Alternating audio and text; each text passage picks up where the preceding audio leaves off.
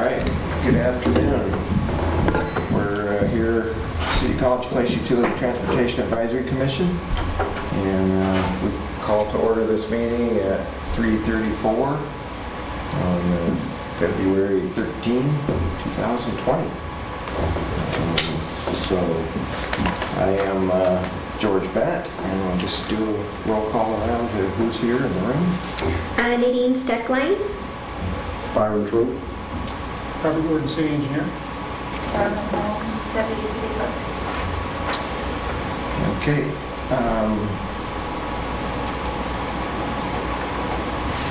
We have agenda item. We need to approve the agenda for today. Is that correct? Consent agenda. Consensus agenda. We have the consensus agenda. Consensus agenda. So we can approve all those with one motion, so we're open to it. I propose we accept the consent agenda as outlined in the agenda. And I second. Okay. Is there any discussion about any of the items on the consent agenda? Okay. All in favor, say aye. Aye. Any opposed? Okay, that's carried. And now we have we move on to our regular agenda, which first up is the traffic assessment study review for College Avenue. Thank you.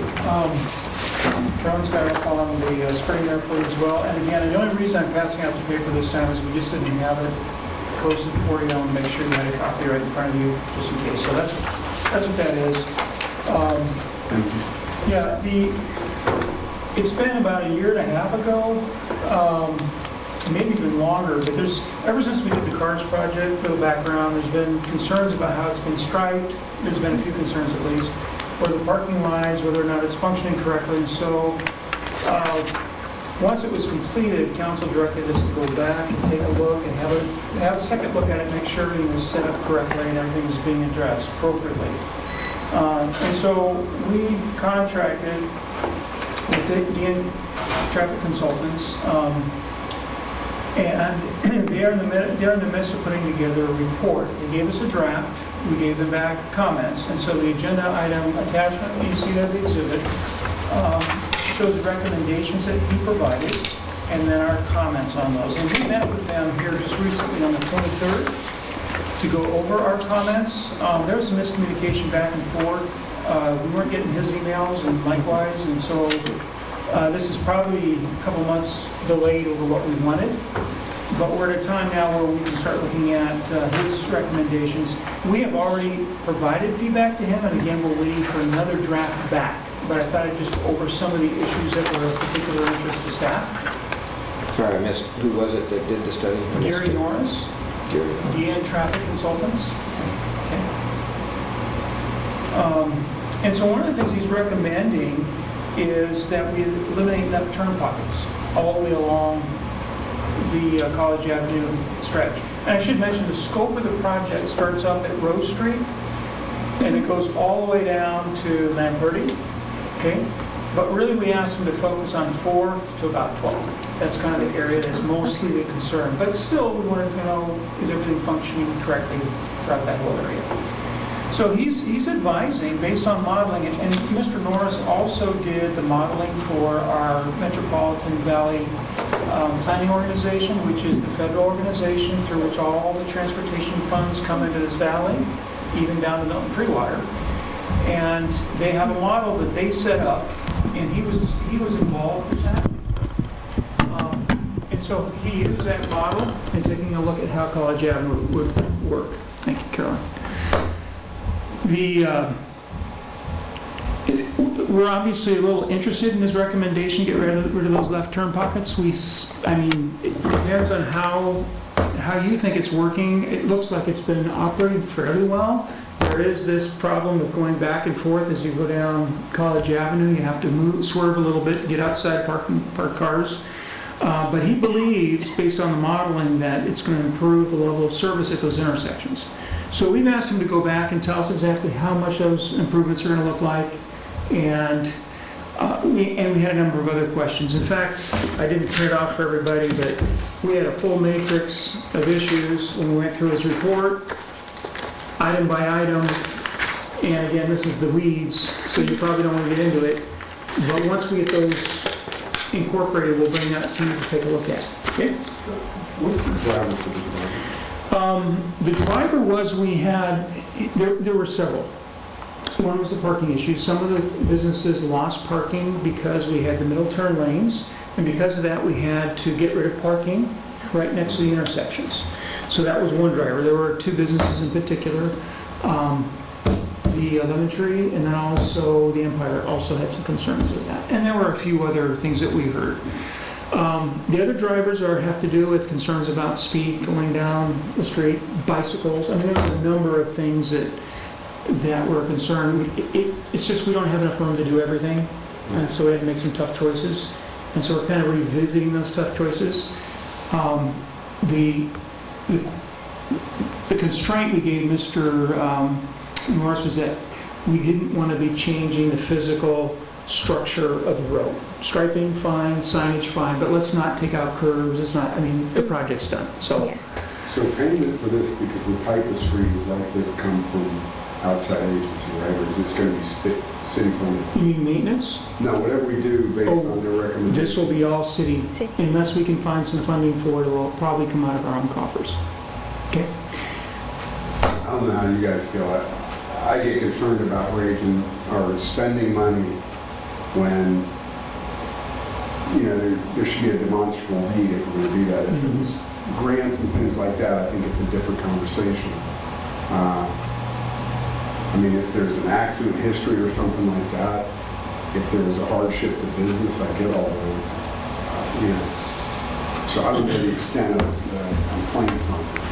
Yes, and to be honest, I didn't receive a whole lot myself personally. I think maybe Mike got a few and some of the council members got a few, but enough to the point where they were like, well, let's take a look at it and make sure, so. I hear a lot about the bicycle accommodations, because they end up going down the sidewalk and then shooting Correct. right across the crosswalk. And cars are turning right or coming the other way, turning left. But there's the That's- 4 Bikes initiative too, right? That's Yeah, going to so- help in some of these areas. It's going to help a little bit. Right now, 4 Bikes goes down 4th Street, all the way down to Academy, and that's really off of 12th College Avenue. Right. So it doesn't really, it's that north-south that we're kind of struggling with. Well, So, I guess it's fair to see how much it's going to cost and then yeah. Yeah. make a recommendation. Correct me if I'm wrong, but from just north of College Avenue clear to Rose, that street width doesn't allow for what they're recommending this direction. Is that correct? That was part of our concern. He was recommending that we put bike lanes in, and we're like going, have you looked at the actual physical road? There's no room for it. No room. And so we sent him back and said, well, we still need some recommendations on bicycles, whether that be on the sidewalk, which is kind of a safety issue if people are walking. What do you do? Do you do an alternate route besides College Avenue, or what do we do? So he's going to come back with that. That's number 4 on here. So you guys are right on the same page as some of the concerns that we had. The hawk signal, we've gotten, I've heard quite a bit of negative on that. What's the Hawk signal? The hawk signals are the pedestrian signals. They're at the crosswalks, the 2 crosswalks there to the university. They come on, flashing. Oh, I wasn't familiar with the term Hawk. Yeah, those are hawk, and I can't even remember what the acronym means right now, but Oh, it's an acronym. those are called hawk signals. They don't work like a normal signal per se. You can actually drive through them once they start to flash red after you stop. It's a little confusing for folks. A lot of people are just good neighbors and very polite, and even if the kids are walking, they stop, Yeah. and that can back traffic all the way up to Whitman if they're going south. Some of the kids don't understand the impact of traffic, although I think the university's done a pretty good job of educating them on that. And in fact, I think you guys did a pretty cute video on that, didn't you? Yeah, so, Yeah, we've been trying to do some educational pieces on that. But Yeah. you're right, people are typically stuck being too polite rather than people being obnoxious about it. Pedestrians stop to let cars go through or won't push it to stop cars. They'll just wait till the car goes by and walk behind them without pushing it. But sometimes they don't see everything that's happening. Vice versa, when cars stop without it being lit, traffic the other way may not stop. And you're not expecting that as a pedestrian. You go, you're thanking them for stopping nice, and the other person coming the other way didn't. Yeah. What he's recommending is actually a kind of sensor, pressure-sensitive pad as the pedestrians get up. It would trigger the light to make it available to push the button, and they could push the button and actually just start the process of the light changing kind of automatically, as opposed to, I guess, triggering light. I'm not sure I completely understand what he's proposing, but... I mean, now we just walk up and push the button, And you wait. and then the light changes, and they go across, and then, I think what he's thinking of is if they continue walking across that pressure pad, that light keeps going until it clears the whole platoon, the whole group of kids. Because right now, it may stop in the middle of a group of kids. But they keep walking. And they keep walking. Yeah. So it may be a kind of a refinement in what they're doing. So that's one of the things he talked about. That's an interesting one. see how clear it is. You know, those weren't inexpensive compared to the RRFBs, flashing lights on the side, which No, just, they're pricey. yeah, which just that. They're an If intersection. anybody cares, they're called high-intensity activated crosswalk beacon. So you get the high activated and walk for the hawk. Thank you. Okay. Number 3, firm up site triangle recommendations. We've had some concern that either we're being too stringent on our site visibility triangles, especially in the downtown corridor, we're not being stringent enough. And he made some very generic recommendations about following AASHTO. He said, we want you to really drill down and tell us, what does that look like, and where do you measure it from? And site triangle is just really, as you drive up to an intersection, it's that triangle of view you can see out to the other cars coming either way. Making sure that you can negotiate either a movement all the way through the intersection, left or right, or whatever it is. We have site triangle regs on the books right now. And we're really hoping for recommendations that we can measure from some point in the field that's easily identifiable. Because when we go out to enforce or something, it becomes difficult. Like it used to be where the property line starts. Well, the property line can change back and forth wherever. And so we've adjusted that temporarily to the gutter, right at the edge of the street or the edge of the pavement if we don't have a gutter. He's suggesting maybe we need to go from the stop line. And that may provide some relief. I don't know, we had a gentleman down here who built a fence just on, 8th? There's a little wrought iron black fence right near the lemon tree. It's the one home to the north of that. And he knew full well that he wasn't in compliance with our regulations, and he built it too tall. Well, in talking to Mr. Norris, our current regulations are already too tall.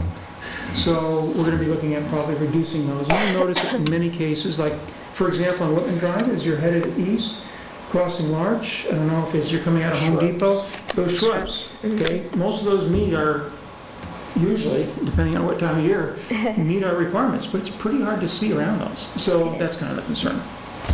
So if the spot you measure from, is it listed as one thing in our current ordinance, and we're looking at changing the ordinance? Yes. Okay. Yes, well, based on his recommendation. So, yeah. Number 4, we talked about bicycle alternatives. We don't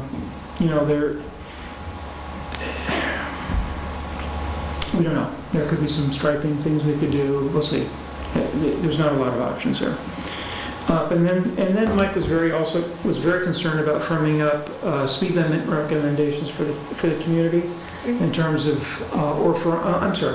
we have another one on speed limits for the community. This had to do with what are we doing on speed limits on the College Avenue corridor.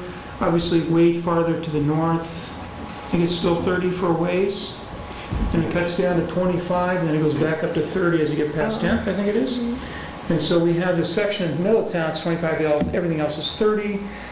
They did a speed analysis, and usually you go with the 85 percentile, and he says people out here are so law-abiding. They're going 30, 25, 30. So based on that analysis, no change.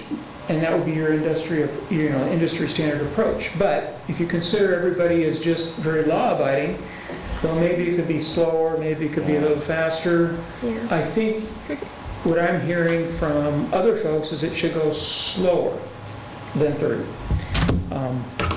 I'm from California, I drive fast, and As so, fast as you can, anyway, right? yeah, I shouldn't say I'm from California, I used to be from California, and I picked up some bad habits there. Although I was one of the very few people who drove 55 for most of my life down there, and I almost got, I'm sure, run off the road several times as a result of that, so. Anyway, so that's another part of the Well, on that study. north end where it's 30, that does feel very narrow there Yes. with car doors and what have you. I think for the, I don't know, obviously these will come back. I didn't see what his recommendation was. It's not listed here under the recommendation. But, And this is still a discussion because you guys haven't responded to the Right. city's comments. right. We're still waiting to hear. But we can forward your comments and your thoughts Yeah, onto them it as well. just seems like for the sake of continuity, and this end isn't 30 for very, very far, it seems like it would be good to, for continuity's sake, to leave it one speed all the way through, especially since I personally feel like the north end should be 25 there where it's narrow, past those businesses and up to at least east, until you get around the corner, but they should be slowing for the corner, especially because of sight distance and inclement weather. So to me, it would make sense to be the same clear across. All the way across. And I think that's kind of where he's headed Yeah. anyway, so 30? 25. 25. Yeah, because I don't think 30's good through the post office area and where the Rogers Bakery is. And probably up across the Hawk Signal can't part either. Oh, and that brings up something that's not on here, the post office crossing. So he's also looking at that, and we've asked him to give us recommendations on where to put the parking stalls, what the striping should look like, what kind of signage we should have. And he's suggesting some kind of a pedestrian island, kind of a bump out on both sides to allow a shorter distance across. Sure. And so those are things that he's going to come back with us. Didn't we just get rid of those for, we had a few of those around at College and Fourth. We had bump outs there, we got rid of those. We had them on Academy Way for Yes. Rogers School. Yeah, the community's not real fond of them, I should say in general, and to be honest, I'm not real fond. We got sued for the one on Academy Way because somebody hit it at night. Street Because it cleaning. just goes out. People Street aren't used to cleaning them. and storm sewer runoff is difficult with those. Yeah, the water goes off the side and it gets trapped, you can't get it around. So, but in some cases, Yeah, Possibly Maybe. putting a crosswalk to the post office. I've stopped there several times and it's hard to get across the road. So having a crosswalk, maybe with a signal or something there, some kind of flashing light or something. Yeah. I've seen some of those crosswalks where they do that. I think that would be helpful, but let's see what they say. yeah. And just so you know, from my perspective, and I share this with Paul Hartwig, for the most part, we really frown on mid-block crossings. We feel like it's an attractive nuisance for the most part. You give people a crosswalk, drivers aren't expecting it, they walk out thinking they're safe, they don't look, and the chance of getting hit can actually be higher in some cases. So initially that crosswalk was not in the CARS project plans, we had comments, and we put it back in. At a location like that, you'll hear our planner argue very strongly for the fact that that is a very highly used area. We need to have a crosswalk. If that's the case, it needs to be seen, right? At least that's kind of my take on it. So, I think the flashing lights there would be, and that might be something we want to look at to put in place. I don't know if an ordinance is correct or not, but if there's going to ever be a mid-block crosswalk, it should be highlighted somewhat differently than a regular, because any intersection for all of us is always considered a crosswalk, whether it's Right. painted or not. Legally. That's the law. That's correct. And it's all what we expect too. At intersections, you're going to meet pedestrians, but, so maybe that's something that we could put in place. I think that's what the Hawk signals, why they ended up there was to, because those are mid-block crosswalks.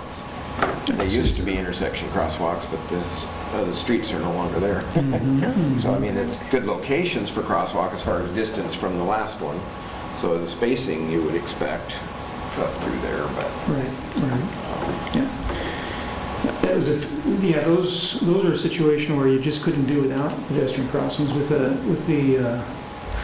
We food did. services on one side and the rest, I mean, it just, Well, you with the gotta do CARS something. project, we did eliminate one and readjust the other two. And that worked out, Yeah, I think, pretty well. much better. Yeah, so anyway, that's kind of a quick summary of where we are at on that site. And what'll happen is he'll bring back that with his conclusions. I expect that that'll get taken to you folks first, and then it will go to the council. I'm guessing that's kind of how Mike's gonna handle that, so. Okay? So that'll be next quarter's meeting Right, in May. right. And it's possible if he wants to get it through faster, we may call another meeting. I don't know if that's a problem, we'll see at that time, so. What is our place on that when it comes back? Is it a recommendation to administration, basically? Is that what our place is? I think after you review it, if you have concerns, those will go back for him to address, so that at the time, I mean, my take on it is at the time we finally take it to council, you folks are good with it. So we make a recommendation to council to accept Or or deny. not. Okay. Okay. And council, and that would go into a working session if we met in Probably. May. We'd go into the June working session and conceivably could come up for vote by the middle of June, I think, until like. And if the changes are minor enough, we could do that during the middle of the summer session. And I don't know, I don't recall if, I know the specific items that are going to come out of this from a financial perspective are not in the budget. So the action isn't going to happen until the next budget cycle, I guess. So that'll be next year. Unless Mike can come up with a grant, and he's pretty good at it. Well, if there's a grant, then, Yeah, yeah. or it's small enough and it fits within the operational budget, not a capital kind of thing, possibly. If it's a restripe here or there, that might be something that could be out of operations. So who knows? Okay, thank you. Regular agenda, number 2 is stormwater plan and capital facilities. Okay, there's actually 2 sheets here that you should have stapled together. We just want to give you a heads up that as part of our stormwater utility, there's a number of capital facilities that need to be put in place. Parametrics, our consultant, went through and showed us all the catch basins. The outfalls and catch basins. You'll see the capital improvement element is a little circle with a cross through it. And you can see those on the map, and then also in the attached document, you'll see the CIP number and the amount of money it's going to take, we think, possibly to square us away over time on those facilities. I should mention that our understanding of the permit is that we really only have to fix outfalls as we test them and find there's a problem. So The provision in the budget this year for 2, I believe. Mike wants to whittle away at it every year forever. So it's we're there. earmarking a certain amount of money. Right. I don't recall the funding source, whether that's grants through the state. And I think it was 20,000 each, is what we were saying, 40 grand for, yeah. So the idea is you take that whole list of all these things and they'll get knocked off 1 or 2 at a time a year. And some of them are obviously big. Yeah. Yeah. If you look at like the decant facility, the Bade Avenue stuff, that's the stuff that Hayden's going to do anyway. That's part of that contract, so that'll get done. But, fixing up Lions Park, stormwater runoff into the pond and into the river, that's going to be a separate line item. That's going to be a budget item for next year, I think. The grant, if we get the grant, we'll go with that. It's like $2 million. Yeah. We have, if I can speak to a couple of those items, Yeah, the absolutely. decant facility, Mike had conversations with the new director of ecology 2 weeks ago when he was in Olympia, and she strongly emphasized the fact that we need to have this facility, we need to get it designed, and they'll fund the construction. So they made a commitment at her level to fund it, but we need to get it designed and ready to go. And where's that going to go? Is that over by the new homes, the Hayden homes? Or is that- No, we're thinking of putting that down at the wastewater treatment plant.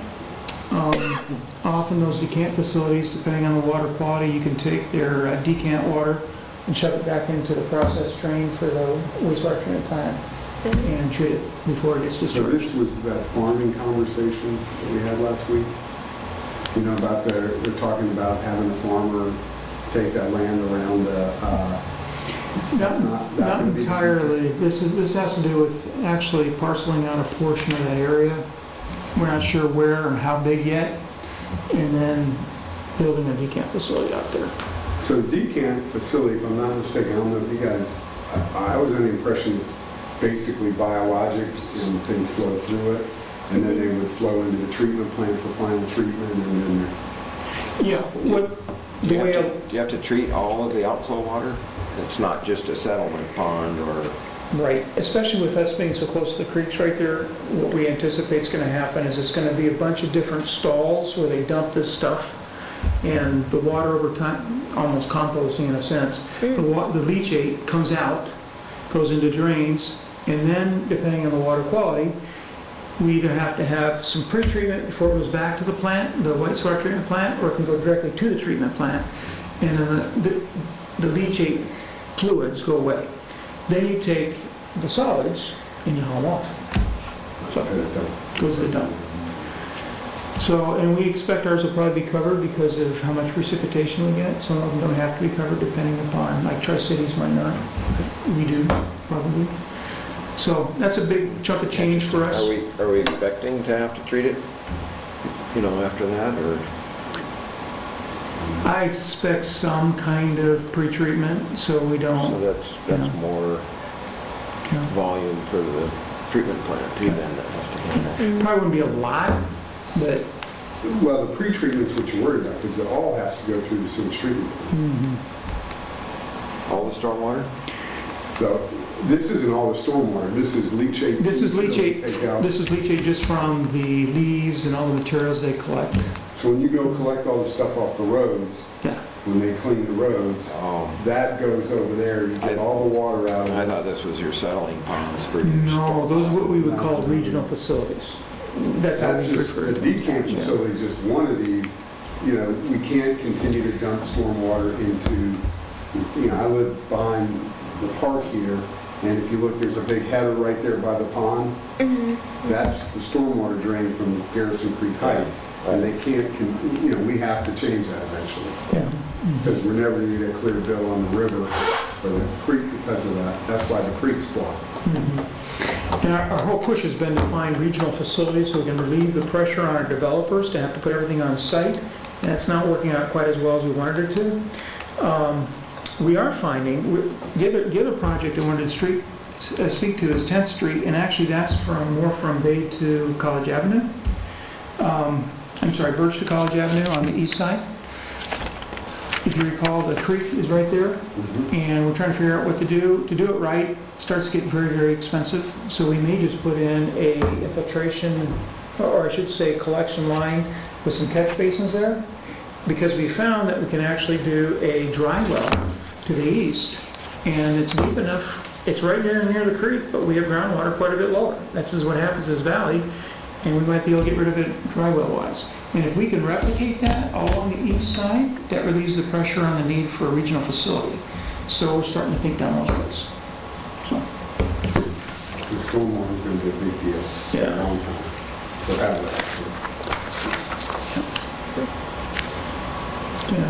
are there any questions on that, or we just want to kind of give you a heads up to some of the stuff that's going on? Are these in any particular order of random order, or? Well, the decant facility just hit the top of the list again. That's supposed to get an RFP out for design now. So,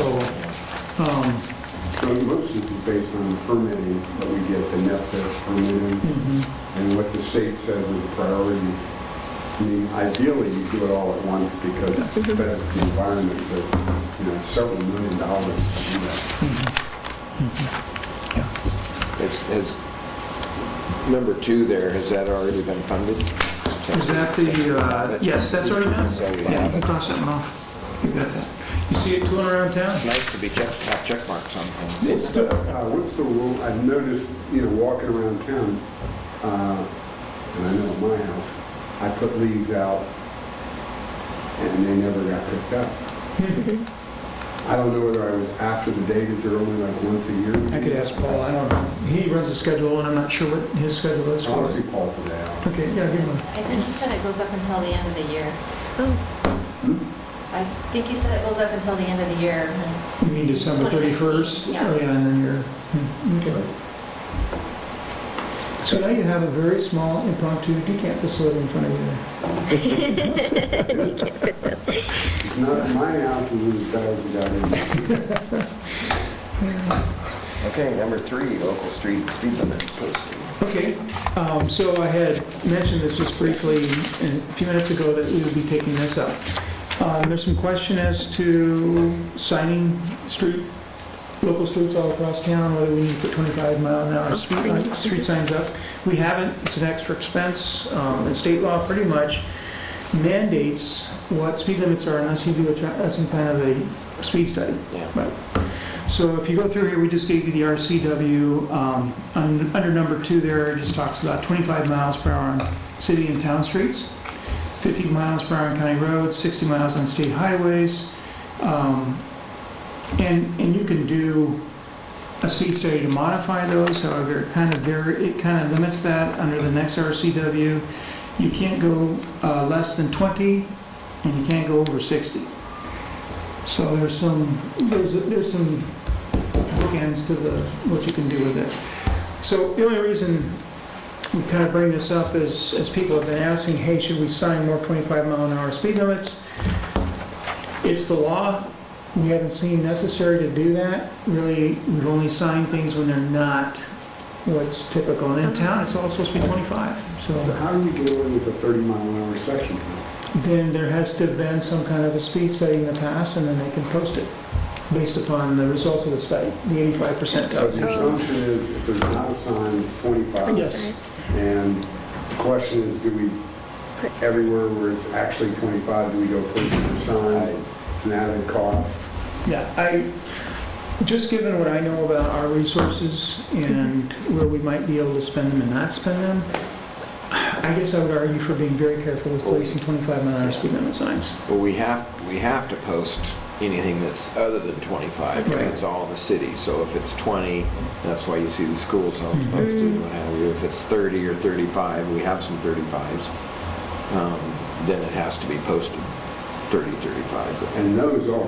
the 25s don't, and I would, it certainly would be my recommendation not to post everywhere, because then somewhere you don't have one, well, why didn't you put one in that block? And Must be 50. you know, yeah. So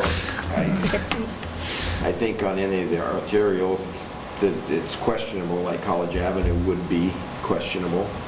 And if, whether it's 30 or 25, I think it's appropriate to say 25 on something that looks like where people are used to having it be faster. If we end up slowing it or where it changes, you have to show the changes. So I guess if we're looking for a recommendation for the committee here, I would move that we do not have to post 25 everywhere on every road. If somebody wants to take a second to that, we'd make that recommendation with a vote. It's hard to justify spending money to do something without a driver. Yeah. I don't know, do we need to make a motion to make that recommendation? You can if you would like, I'm not sure Mike's even asking for it at this point. I think he wanted feedback. So if you just want to make it informal, we can revisit that later on. You know what I would do is go ahead and make a motion that the committees, it sounds like the committees. So I made the motion. Is there a second? Second. Okay. Okay, any discussion? Okay, all in favor say aye. Aye. Opposed? Okay, the motion carries that we recommend. Can you say the motion Yes. for me, please? The motion carries that we recommend to administration that we not post 25 miles an hour on all the city streets. Only where arterials change I would from keep 1 it mile simple per hour. to Yeah. don't, just a discussion, we blow this past you and see what happens. We don't recommend adding additional speed limit signs unless there's a particular need. At this stage, to generically post 25 miles an hour isn't necessary. So what'd you get? Read it back. Recommends to administration not post 25 mile per hour street sign limit on all city streets. Say additional. Yeah. Additional? Not post additional, not post additional, I like that. Okay. Okay. That work? Okay, thank you. Okay. Number 4, summary projects with funding sources and contingency finance plans. So this is straight out of budget, right? No, actually, this is straight off the computer. This is something that I initiated a while back, and since the last meeting it's changed. I didn't give you an update. I'm just trying to, we have so much flowing through our offices right now that it's getting hard to track all the grants, because every project generally has 4 or 5 agreements or contracts associated with it. Right now, you can change the numbers. At the top, there's a summary. We have actually about 82 agreements, amendments, funding contracts, that kind of thing going on at one time right now. That includes things coming up as well as ones we're pursuing. But we have not 29 projects, we now have 40 projects that we're working on. So these are split between myself, Paul Hartwig, and Mike. The bulk of them end up in engineering and what I work with, but Paul, to some extent, is doing a few, and so is Mike.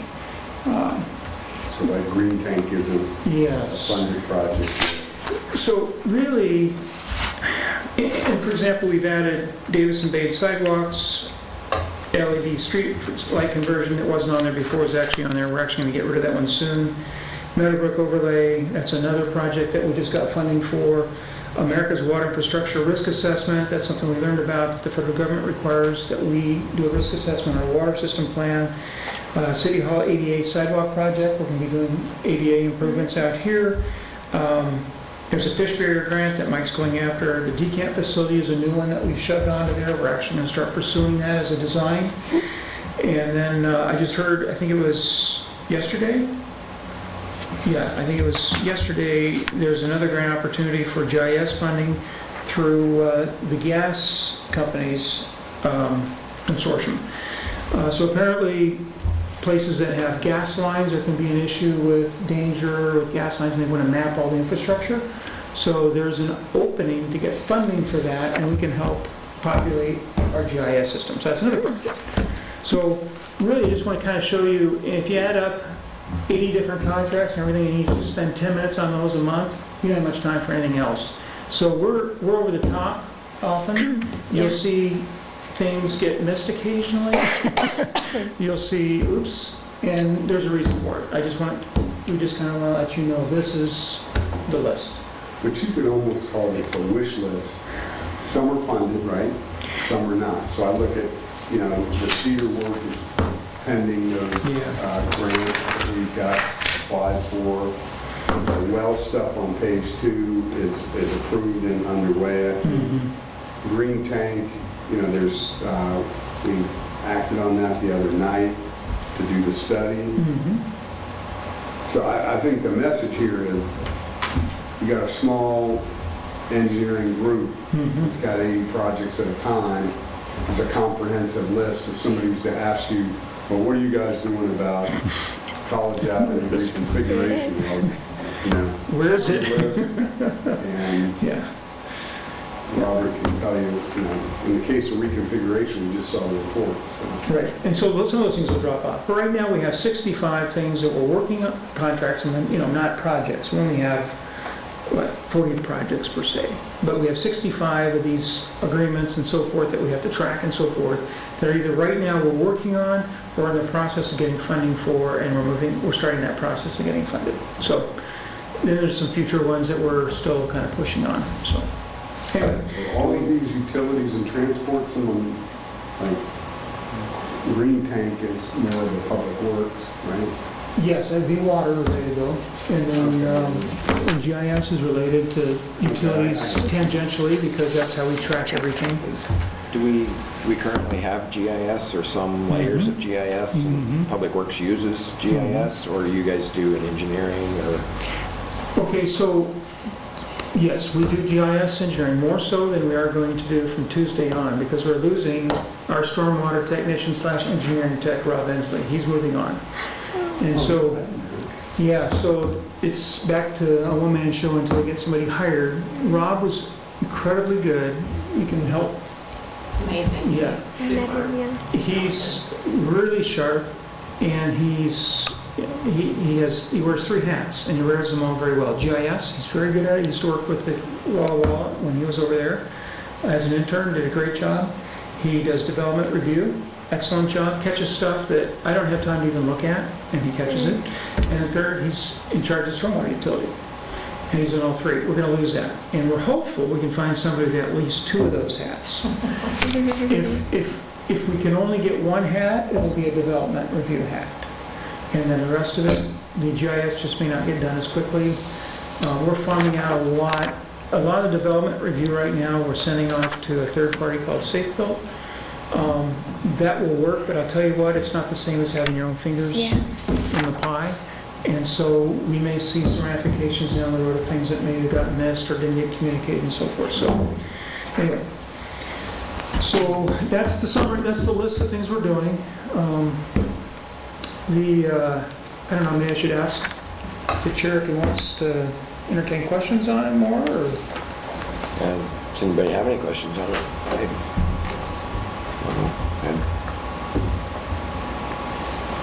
Nadine, you're new. Are there things you want to know, or are you just going to pick it up as you go? I'm gonna pick it up as I go. Probably a wise move. Well, I'd just like to add my appreciation for Yeah. sticking with it, and I know what it's like to be behind on things, and it can get discouraging, but hang in there.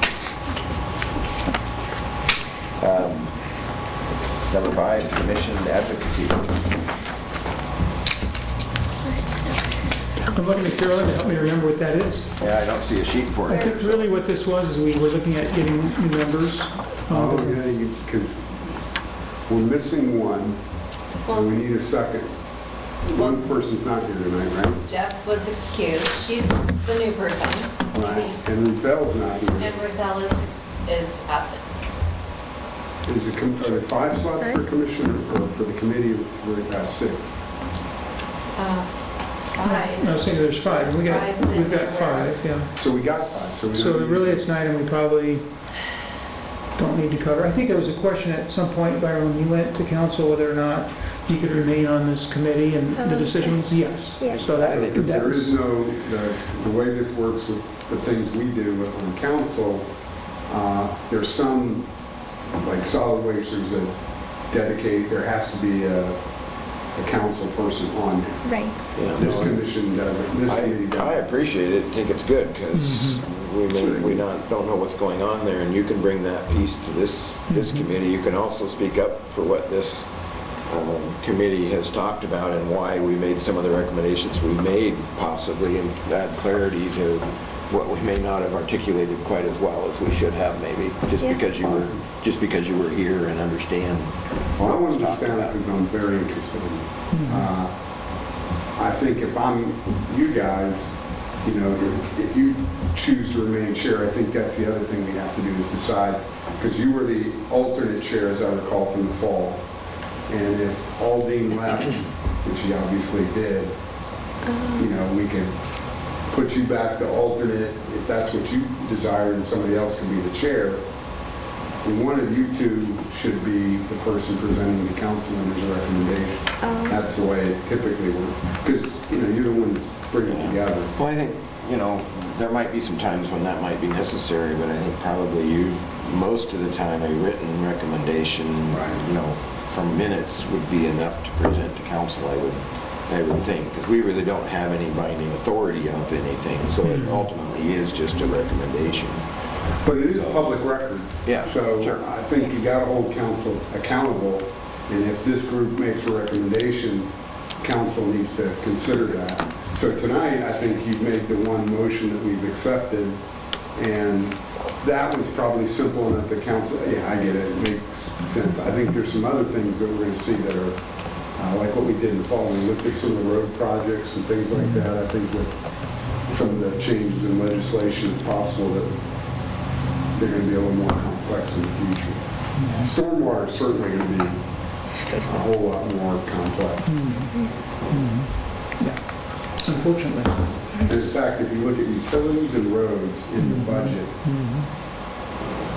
and public works, it's like $30 million out of a $50 million budget. If I'm not mistaken, remember that? It's, So I don't know the exact number, but it's, By advocacy here, were we looking at figuring out how to fill the positions, keep them filled? Is that what? I think that that's probably mostly a moot point at this So juncture. if I can make a suggestion, I would say you're the acting chair, whatever you want to call that. However you want to do it. In the next meeting when we got the full group, hopefully, Yeah, at that point. we can ask for somebody to volunteer to fill the position one way or the other. Okay? Green tank call consolidation study. Okay, so, I'm sorry, did you want me to wax eloquent on that, or Pardon? did you want me to wax eloquent? On the green tank? I don't think we're going to be eligible for green tank. So,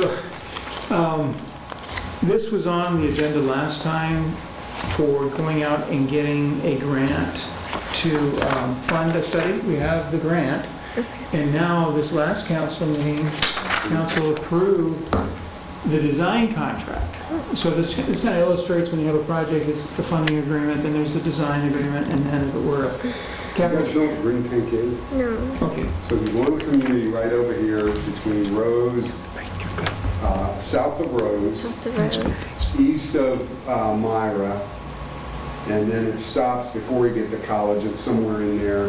This is Rose right here. Yeah. So Rose, It's west of there's Myra. Myra. West of It's over there by like Wenzel's and all of that. Yeah.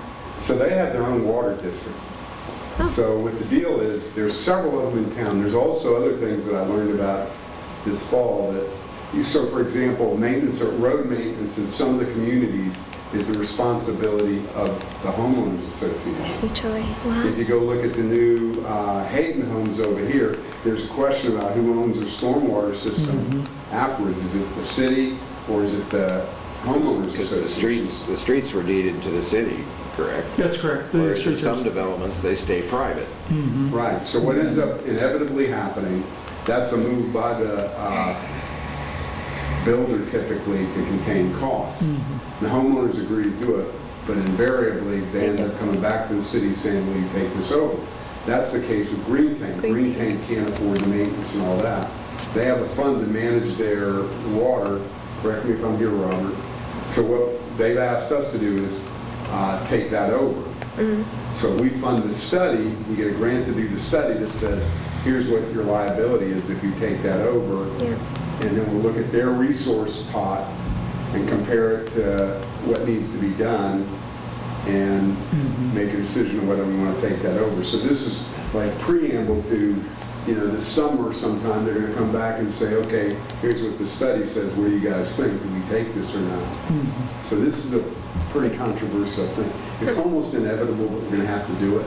Yeah. Well, we The question already, is how much liability. The cool thing about, I don't know if it's cool, there's resources they have an escrow account for all of their monies, because they pay fees into the community water system, and those would be turned over to the city. So it becomes an asset for us that we can use to offset the cost of would maintenance. ongoing fees be part of the utility tax, or would that be continued to be a fee that these people pay into an account? So if they don't have enough money to make us whole on recovering that, there is an option to put a surcharge on their water system until that gets paid off. Am I doing that right? Yeah, you can do that, and DOH also has grants for consolidation and loans. Right. So like our well that we put in had 50% forgiveness on the loan, so there may be some financial, And they have 3 wells here. 3. Is any of their, Huh? which is important. is any of their infrastructure and their water right volume helpful to the city system as a whole? From a redundancy standpoint, it's vital that we get some more holes in the ground. So this would be one way to do that. I should maybe clarify that the relationship, as I understand it, and I haven't been terribly involved with it in the past, but that historically it was fairly adversarial. Oh. And they were afraid we were going to take them over. And that has changed recently. So they're looking at it very openly and seriously to see if it makes sense. And it seems to be making sense to everybody. We're not here to like glom on to water it. We're just here to serve the community, and I think they're beginning to realize that. They can't provide fire flow, really. So whenever a development comes in, whenever development goes in, like we just had a meeting this morning where one of the options is go talk to Green Tank, see if they'll let us take the full water supply for them, or do they want to have you one set of meters for their domestic and another set for fire flow.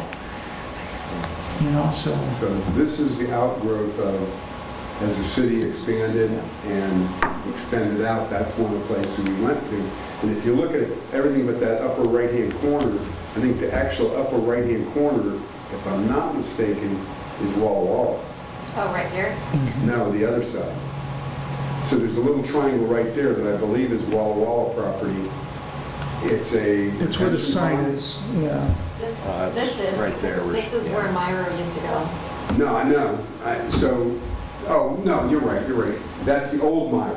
Yeah, this is So where that that's sign theirs. is. Oh, Right got here. it. The City of College Place sign? Yeah. That's Okay. in It's So Walla that Walla. upper right-hand corner, that she's got the cursor in, is Walla Walla, That's funny. Yeah. which is on our side of the street. And generally, the way you look at the street is, this side of the street is us until you Yeah. get down past the retirement home. Then it's all Walla Walla. Yeah. So there's no UGA or anything out there for us to go expand to. All of that's to the south. Well, we really don't want that retention pond probably, because that's a lot of runoff from No, you don't. some mall property too, isn't it?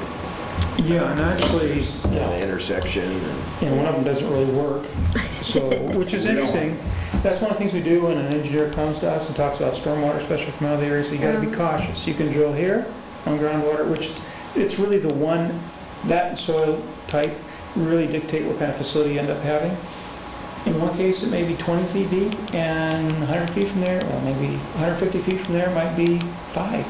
And we get, so if you go out there and look, you'll see one pond is pretty much empty all the time, the other one's full of water. Whether it be spring fed or whatever, it's just, you never know, so. These wells, I think, are much shallower. The new wells we're putting in now are 700 to 800 feet down. Oh. So these wells, I don't know if anybody knows what the life cycle of those is, or I don't know how how to much water start. there is. Have we been supplying them water? We have an intertie there. No, No, they've been the sufficient. intertie agreement has lapsed as far as I know. And they've been self-sufficient with what they have at least. Except for 5. Does Green Pay Tank, monthly, or are they annually for paying their water, like landlord? I don't know. So my understanding is they pay us for fire. So I think that's a set fee that's assessed to each homeowner. I'm not sure how John does that. Yeah, I don't know. so the businesses that went in that area, did they, maybe none of them have fire sprinklers, maybe their structure doesn't require it, but did they run city water to those businesses for that, or? And my other question was, is there any area outside of the city limits other than these few pockets of county that are in the middle here still, which is kind of strange that those still are there, but is there any place outside of that this green tank serves Yes, I think that the will not be? parcels north of Rose Street are not within city limits. Right. These right here? No, Over No. here? right in here. Oh. Anything outside of the map Yeah, that's those showing are is what I county. mean, and this is Yeah, those are this is county. the entire green tank Yes, district that we're yes. looking at. Okay, that's I'm sorry, I misunderstood your question. reword it better that way. Yeah. So this was just to note ongoing negotiations and considerations. Well, we actually approved the study. So what would have happened is we would have got this in November and And- made a recommendation to council. Right. Council acted on it 2 days ago. Okay. I know there's only 3 of us here, so I'm concerned if I leave, there's no quorum. I've got a meeting at 4:45 over in Walla Walla Road, solid waste. Well, hurry, we got one, Okay. we have one more unless somebody has another agenda. I just don't want to muck things up. Yeah, Yeah. was that it, Robert, on that one? Yeah, and actually, the last agenda item, I think you guys have already addressed. And number 7, Formally. new members search appointment, unless somebody has further to say on that. You got 5. It's me. Nadine, welcome. Thank you. Yeah, thanks for coming too. It's nice to have people on the committee. I'm glad you get to do it. Me too. All right, It's a very interesting subject. Yeah. all right, any other comments?